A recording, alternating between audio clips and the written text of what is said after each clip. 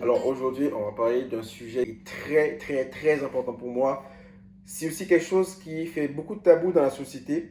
Et aujourd'hui, je vais décider de me lancer à l'eau, ok?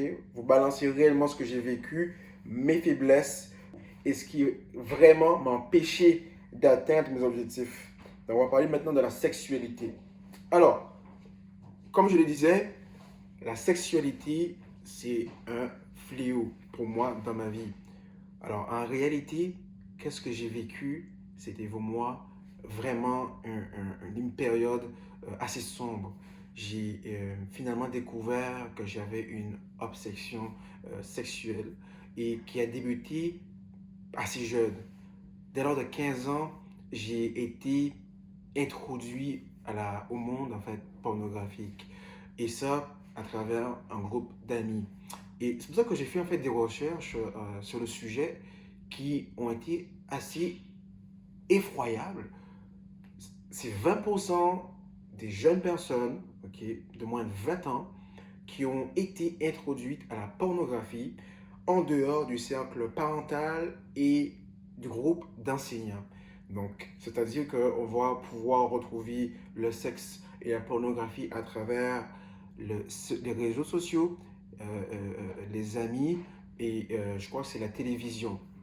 Alors, il faut bien comprendre pourquoi aujourd'hui c'est devenu une façon de communiquer, de partager, mais qui a été faite selon les mauvaises façons. Donc j'ai poussé mes recherches et selon plusieurs idées, notamment l'idée qui est du christianisme, euh, Dieu a créé l'homme pour être avec une femme. Donc en réalité, depuis très très très longtemps, depuis des milliers d'années, il a déjà été montré et dicté que nous devions nous tenir avec une seule femme et cette union-là serait matérialisée par un mariage. Alors, c'est devenu une façon de pouvoir montrer que l'homme et la femme sont censés devenir un seul, une seule image, une seule connexion, une seule âme. Et ce qui serait en fait représenté à travers le mariage. J'ai fait aussi du yoga ainsi que de la méditation. Et j'ai lu aussi pas mal de livres sur le sujet. Et tous se rejoignent sur la même idée qui est de pouvoir garder son énergie. Alors, j'ai lu ce livre de Joe Dispenza, donc Joe Dispenza qui est un auteur, compositeur et médecin sur la neurologie et la neuroscience. Il a écrit un de ses livres, Devenir superconscient. Savez-vous ou avez-vous conscience de la quantité d'énergie que ça prend pour donner la vie? Donc, physiquement, moi, pour être présent devant vous, il y a eu une masse d'énergie énorme. Et je ne parle pas de ce qui est visuel, je parle de ce qui est vraiment invisible. On parle de l'énergie. Une masse d'énergie énorme qui s'est rencontrée pour donner la vie. Et dans mon cas, j'en ai gaspillé beaucoup. J'ai gaspillé beaucoup d'énergie. Et je ne parle pas d'énergie dans un couple, dans un mariage. Je parle d'énergie gaspillée avec plusieurs partenaires.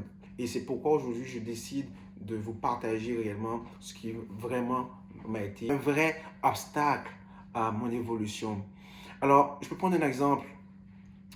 Demain matin, j'ai un rendez-vous à 8 heures du matin ou alors je dois aller au bureau très tôt. On me lançait un appel ou on me lançait un texto à 1 heure du matin pour venir passer du bon temps.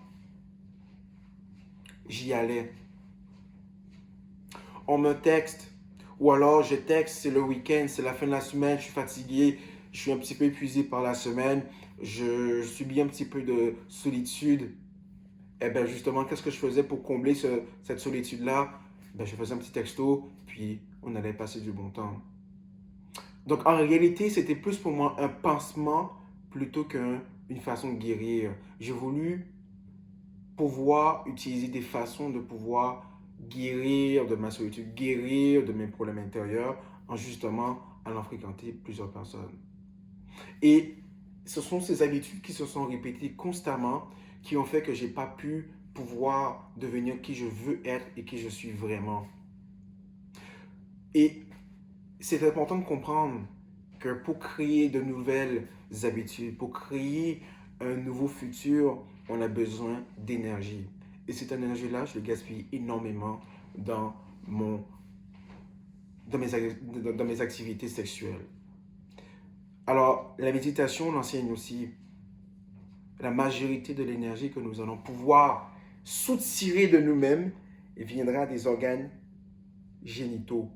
C'est un flux d'énergie qui monte à l'intérieur de nous-mêmes à partir des organes génitaux et qui va remonter directement dans notre cerveau. Alors, aujourd'hui, ce que je veux faire comprendre, c'est qu'il faut prendre conscience réellement de là où va notre attention et surtout de notre sexualité. Attention, je vois les personnes qui vont venir. Je ne dis pas de ne pas s'accoupler, je ne dis pas d'arrêter la sexualité. Je dis juste de faire attention là où nous allons. Parce qu'en réalité, la sexualité est censée être contenue dans un cocon. Ce cocon-là qui est censé être une union, non pas à aller à gauche, à droite. Et c'est là où justement j'étais perdu. Et voilà, j'espère que vous avez saisi aujourd'hui la vidéo, le sujet qui était la sexualité. Donc, comprends bien que c'est nous qui devons contrôler notre sexualité plutôt que ce soit la sexualité qui nous contrôle.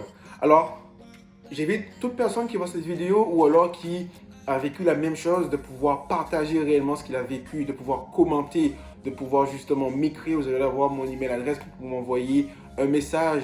En même temps, cliquez sur un like, cliquez sur le bouton abonner et tout type de personnes qui se sentent spécialistes en la matière sur la sexualité, de rentrer en contact avec moi pour qu'on fasse ensemble un débat, pourquoi pas.